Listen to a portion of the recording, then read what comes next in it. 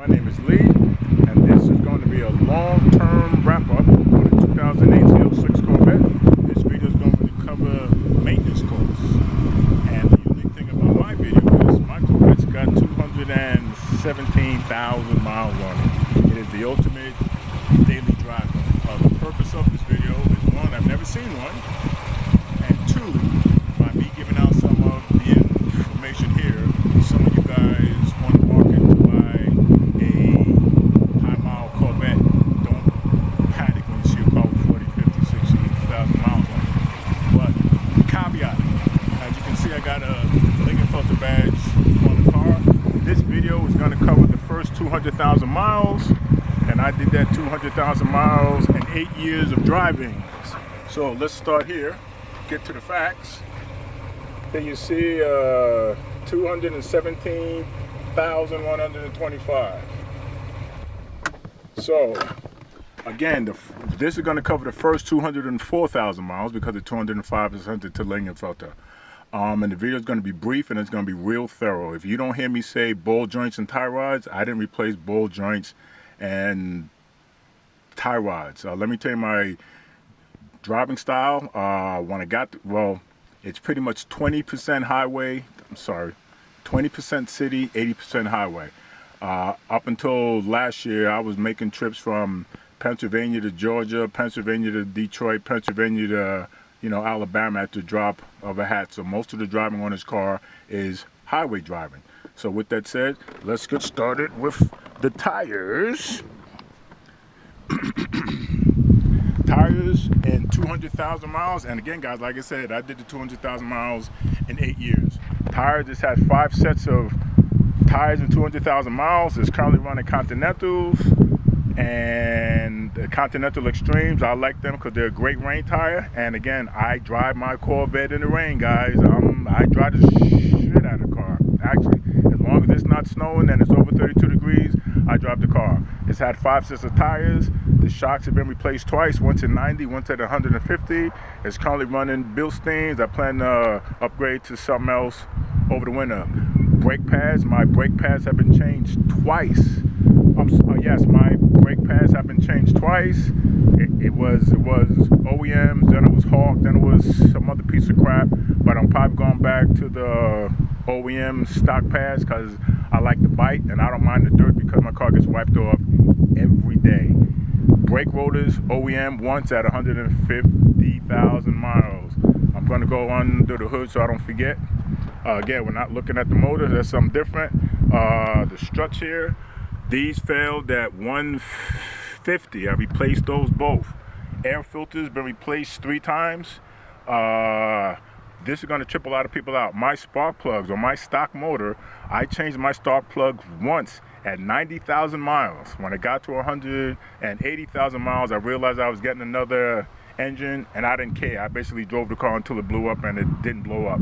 And my reason for doing that is when I first got my car and got on the Corvette forum 10 years ago, I was this young guy trying to go crazy, and one of the older guys said, "My man, if you got 100,000, if you got platinum tip plugs, in your car, they're good for 100,000 miles. Why change them at 10, 20, or 30? Change them when you're supposed to." So that was the philosophy that I did the whole car. My philosophy with the car is, instead of me going crazy about freaking what I wanted to do, I changed it when it broke. And I said, it doesn't have to work for us all, but it worked for me. Oil changes, I didn't skimp on the oil changes.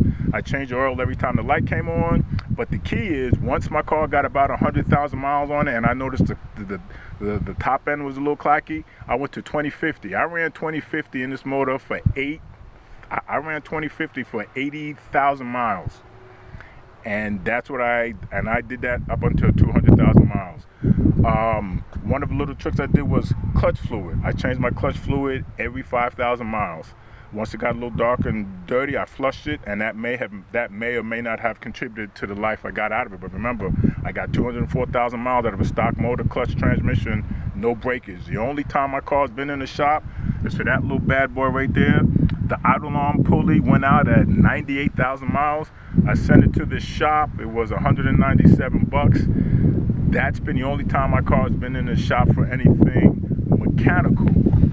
Breakage, wear and tear, inside, lock. This lock failed at probably 110. GM Parts Warehouse. He bought the whole kit, stuff you didn't even need. On a scale of 1 to 5, replacing it. It was a 1. My power lock here failed. That was $35. That failed at like 120. Got that done. One of the greatest investments I put in this thing was Lloyd floor mats. My first set of Lloyd floor mats lasted me 200,000 miles. They lasted 10 years. The only reason I got new ones is when I sent the car out to Lingenfelter, they gave me new floor mats. So that was $287 when I first got the car.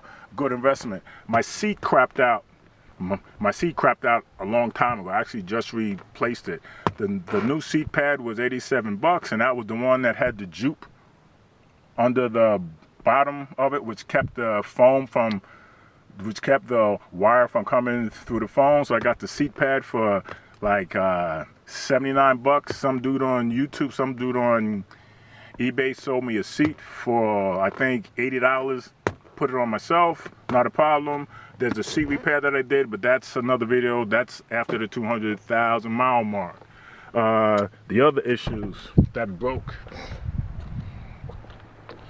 the trunk.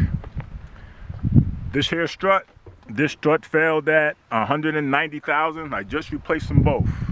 Next, all the lights, all of the turn lights, tail lights have been replaced once. The license plate lights have been replaced once. Passenger side, nothing. Let me check. Passenger side, nothing broke. No repairs.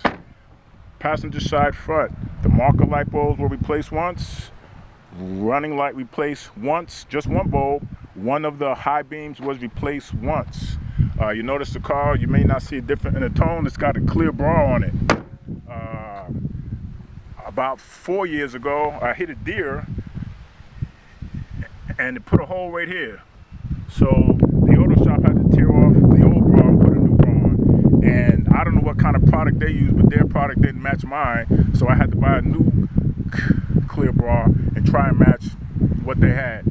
It's not a perfect match, but I don't give a shit. It's a car, you know. So it's had 2 clear bras out of $500.